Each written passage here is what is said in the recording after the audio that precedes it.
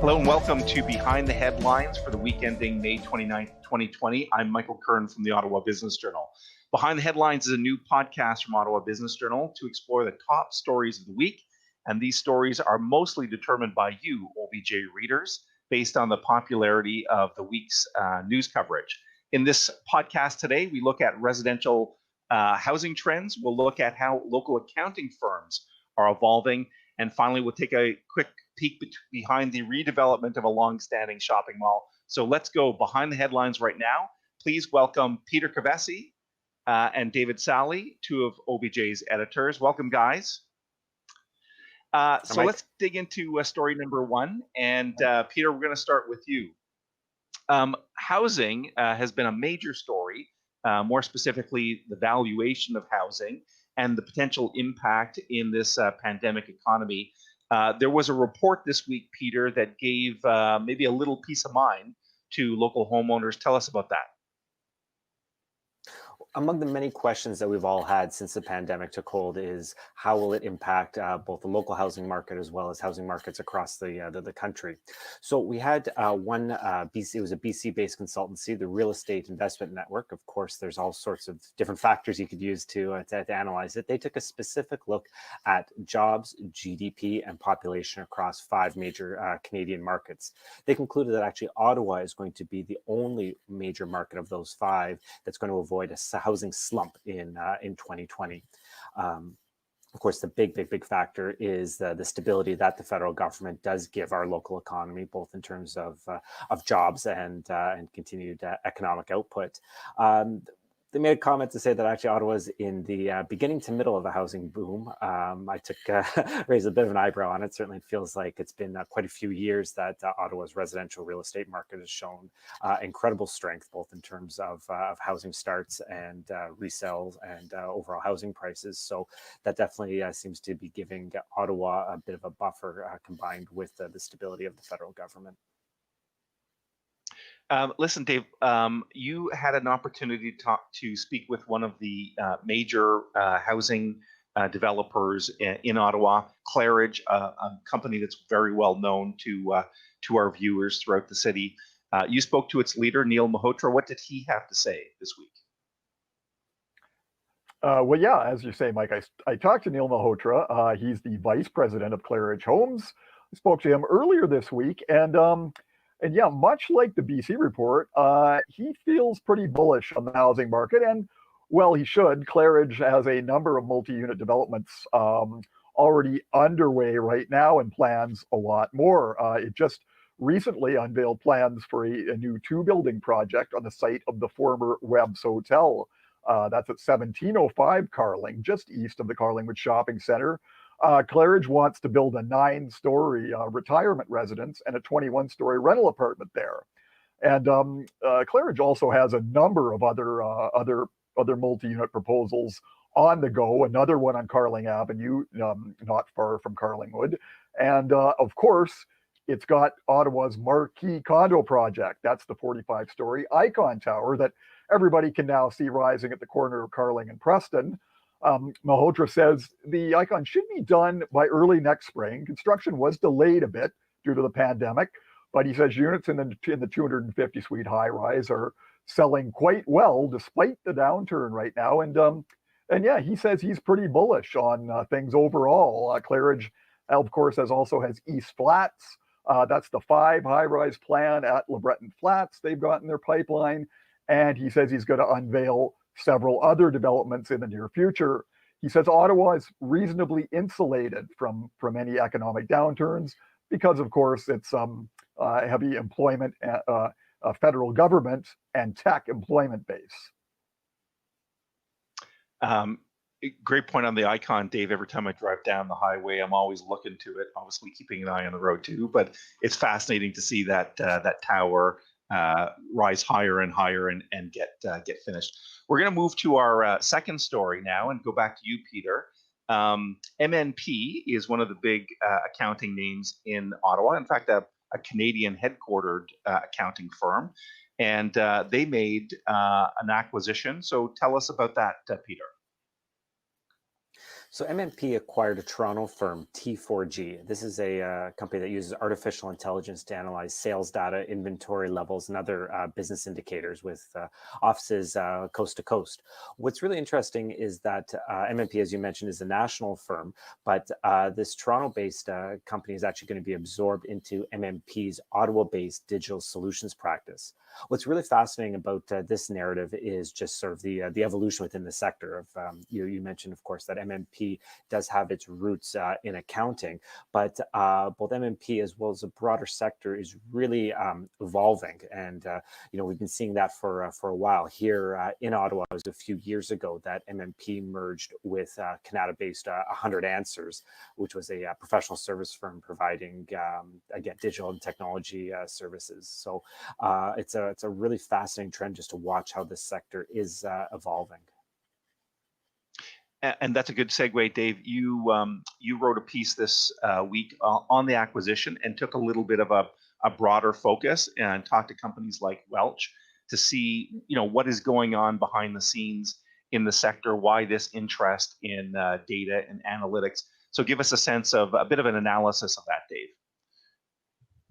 Yeah, well, exactly, Mike. As Peter mentioned, this is part of a growing trend that professional services firms are moving into new sort of service lines, if you will, with big data analytics being a key one. For instance, I spoke to Sean Murphy at MNP, and I also spoke to Michael Birch, the managing partner at Welch, and they both mentioned how clients today really want to dig deeper into the numbers and find out the story behind just more than just the basic sales figures.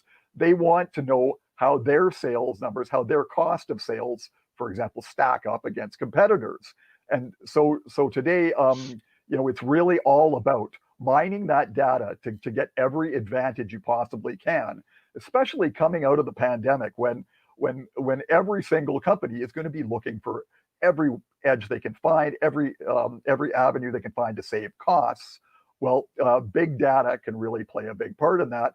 And Welch is partnering with another local tech firm, MindBridge AI, which makes software that uses machine learning technology to detect fraud and flag other questionable accounting practices in a company's books. And Birch says he sees a day soon when that sort of technology will be used to do a lot of other things too.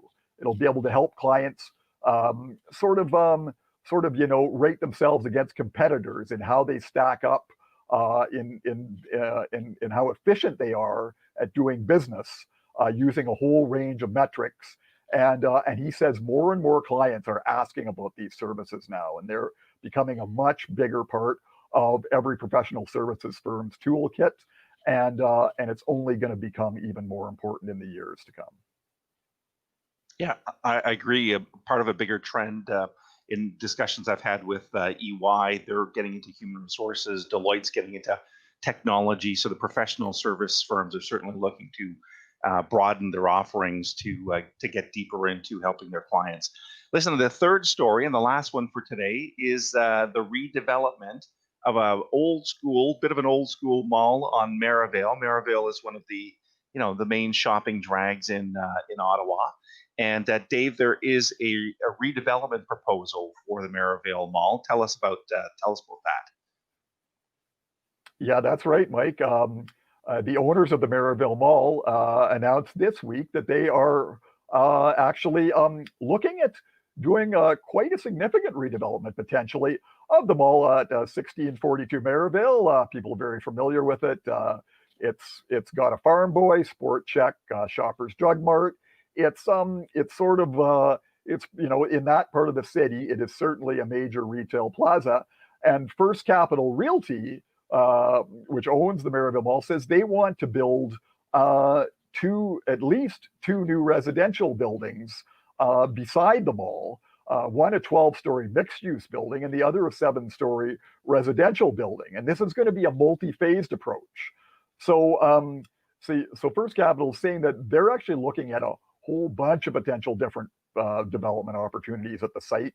And in fact, they included in the development application, kind of interesting, a hand-drawn sketch of one potential scenario, which shows the existing mall being replaced by a much smaller retail component, and then about half a dozen other mixed-use buildings added to the site. Now, I talked to Luc Fortin.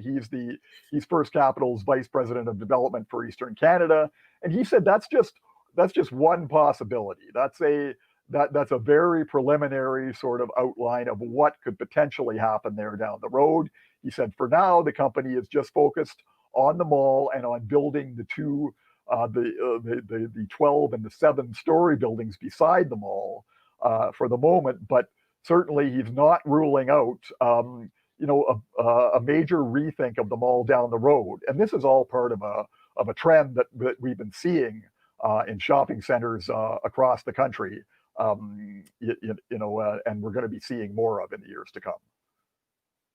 Yeah, and Peter, just like the MNP story a minute ago, this Merrivale Mall redevelopment is part, as Dave just mentioned, of a bigger story and a bigger trend. So let's take the broader perspective. Give us your sense of that.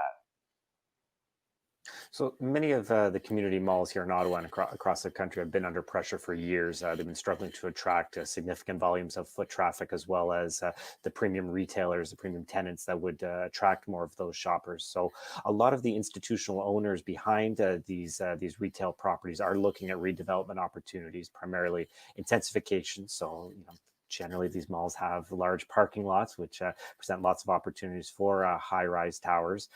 If you just look across the city, there's plans underway in Lincoln Fields, Westgate, Elmvale Acres Shopping Center to build residential towers on these existing properties. Here in Ottawa anyway, one of the first examples of the project is in the East End around the Blair, now the LRT station, where we had a residential rental building go up at Gloucester Centre. By all indications, that's been a huge success. I know once it was completed, they had occupancy rates, I believe, was in the high 90s, and they very quickly moved on to constructing a second tower. Last time I went by there, it looked like construction was pretty well underway in earnest. So definitely, this is a trend that's going to really dramatically reshape a lot of notable Central Ottawa properties. Yeah, I drove by that Gloucester Centre yesterday. It's about 10 stories. I keep counting to see if, in fact, there's active activity on it. But yeah, I love those points. People are looking for more density, on the property they own. And then, of course, that's part of a larger diversification strategy around revenue. And you would think with the pandemic, we might see a continued push to e-commerce. So those secondary malls do need to get there needs to be some rethinking, like a lot of parts of the economy these days. So listen, to Peter and Dave, thank you very much for filling us in on 3 of the top stories of the week and digging in to go behind the headlines. I want to encourage everyone watching and listening to continue to visit obj.ca. Throughout the week, we're updating stories many times during the day. You can subscribe to OBJ Today email newsletter, follow us on social media, and you can watch this on YouTube. If you do, hit that subscribe button and the bell to get notified of new video files. And also just a reminder, this podcast is now available on audio platforms like Stitcher, like Spotify, and like SoundCloud. So for Peter Kavesi and David Sally, I'm Michael Curran signing off from Ottawa Business Journal. Keep on watching.